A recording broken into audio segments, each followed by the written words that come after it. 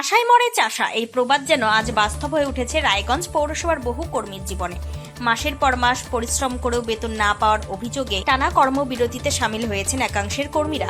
তাদের দাবি কারো 3 মাস, কারো 4 মাস, আবার কারো 5 থেকে 6 মাস পর্যন্ত বেতন বকেয়া রয়েছে। ফলে সংসার চালানো, সন্তানের পড়াশোনার খরচ, চিকিৎসা এবং দৈনন্দিন প্রয়োজনীয় ব্যয় মেটাতে চরম সমস্যার সম্মুখীন হতে হচ্ছে। কর্মীদের অভিযোগ, বারবার প্রশাসনের দৃষ্টি আকর্ষণ করা হলেও এখনো পর্যন্ত বকেয়া বেতন মেটানোর বিষয়ে কোনো কার্যকর পদক্ষেপ চোখে পড়েনি। নিয়মিত দায়িত্ব পালন করেও সময়মতো পারিশ্রমিক না পাওয়ায় হতাশা ও ক্ষোভ ক্রমশ বাড়ছে কর্মীদের মধ্যে। সেই কারণেই বাধ্য হয়ে তারা কর্মবিরতির পথ বেছে নিয়েছেন বলে দাবি। ইতিমধ্যেই টানা 5 দিন ধরে চলা কর্মবিরতির প্রভাব পড়তে শুরু করেছে শহরের বিভিন্ন নাগরিক পরিষেবায়। আবর্জনা অপসারণ, নিকাশি ব্যবস্থা ও অন্যান্য পৌর পরিষেবা ব্যাহত হওয়ায় সাধারণ মানুষের দুর্ভোগও বাড়ছে। কর্মীদের বক্তব্য, তারা আন্দোলন করতে চান না, কিন্তু বকেয়া বেতন না পেলে পরিবারের মুখে অন্ন তুলে দেওয়াই কঠিন হয়ে পড়ছে। কর্মীদের হুঁশিয়ারি, দ্রুত বকেয়া বেতন পরিশোধের উদ্যোগ না নেওয়া হলে আগামী দিনে আরও বৃহত্তর আন্দোলনের পথে হাঁটতে বাধ্য হবেন তারা। এই বিষয়ে এক সাফাই কর্মী মুনিয়া বাসফর কি জানাচ্ছেন শুনব।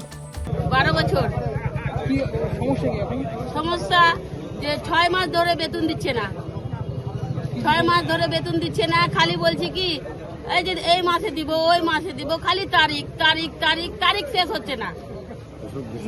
আর আমাদের বাড়িতে অসুখ বিসুখ আছে, বাচ্চা কাচ্চা আছে, খাওয়া দাওয়া আছে, আমরা না খায় খায় থাকতেছি। কি করব? দোকানে দিচ্ছে না, বাকি আমাদের এক্সট্রা কাজ নাই, কিছু নাই, তো আমরা কি করে চলবো? এই পৌরসভার কাজ থেকে চলতেছিলাম, এখন পৌরসভার কাজে তো বেতনই দিচ্ছে না, তো কাজ কোথায় থেকে আর খাবো কোথায় থেকে?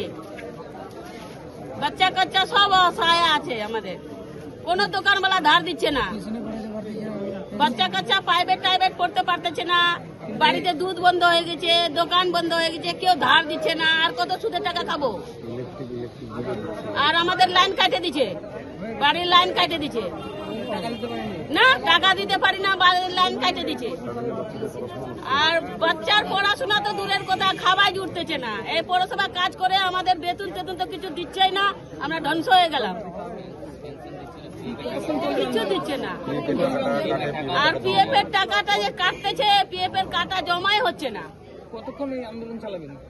যতক্ষণ আমাদের টাকা না দেয় তো এরকমই থাকবে, কাজ স্ট্রাইকই থাকবে। পৌরসভায় কেউ যদি কাজ করতে ঢুকতে চায় কি করবে? ঢুকতে চায় তাকে ধোলাই দিব, যে মারবো না, রক্ত টক্ত সব বাইর করে দেবো, ওর থেকে সব টাকা নিব, যতগুলো আমাদের টাকা আছে ওর থেকেই নিব। বাপের বেটা আছে তো একা একা আসুক মাঠে, পারতেছে কিনা দেখাই দিব কত বড় ক্ষমতা আছে। মেয়ে ছেলে আছে তো কি হলো? মেয়ে ছেলে আছি, হাতে ঝাঁটা ধরছি, হাত দিয়ে এক থাপড় মারবো না, যে কোনো বেটার এলাকা ঘুরে যাবে নিচে, ঝাঁটা ধরা হাত। বেতন লাগবে, বেতন লাগবে, বেতন লাগবে, এটা ঝাঁটা ধরা হাত। যেরকম কাজ করতে পারি ওরকম লোকের সাফাইও করতে পারি।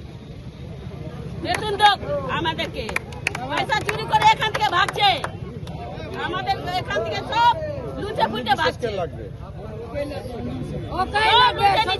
আমাদের না খায় খায় মরতেছি, আমাদের কারেন্ট বন্ধ হয়ে গেছে, আমাদের জল দিতে, ঘরে জল খাইতাম, জলওয়ালা বন্ধ করে দিচ্ছে, দোকানওয়ালা বন্ধ করছে, সুদওয়ালা বন্ধ করছে, কেউ ধার দিচ্ছে না।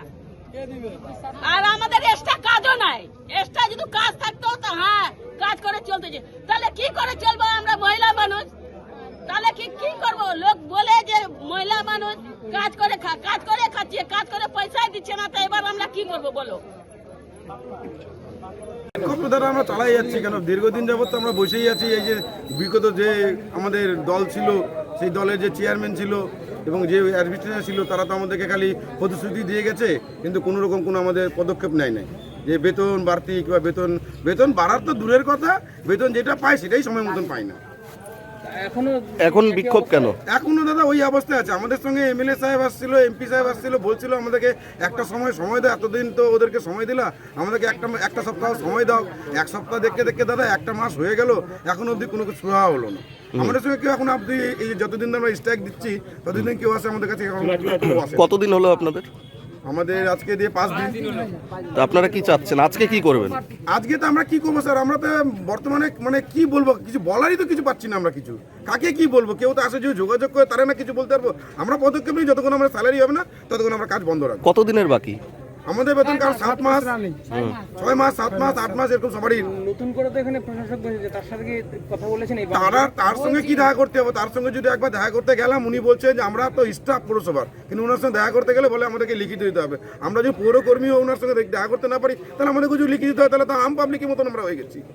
এমএলএ এমপিরা কি বলছে? এমএলএ এমপি আমাদের সঙ্গে দেখা করেছিল, এর আগের বার আসছিল, দেখা করে গেছে, বলছে যে আমাদেরকে কিছুদিন সময় দাও, আমরা এত বড় ঘাপলা। এবং এটা সত্যি কথাই যে বিগত যা করে গেছে, ওরা বলছিল 50-60 লাখ টাকা হলে পরে আমরা মিটিয়ে দিব, কিন্তু এখানে 50-60 লাখ টাকা গল্প না, এখানে মোটামুটি না হলেও 8-10 লাখ টাকার গল্প আছে। এবার এখানে এই 8-10 কোটি টাকার গল্প আছে। এবার এরা এখানটায় মানে কোনো ফান্ডই রাখে নাই, যা ছিল পৌরসভার ফান্ড সব পরিষ্কার করে চলে গেছে, নীল করে চলে গেছে। এবার এরাও নতুন বসছে, এরা কোথায় থেকে দিবে? কিন্তু আমাদের তো ভেট চলছে না, আমরা তো লাস্টে ডেভেলপ পিঠ থেকে গেছে।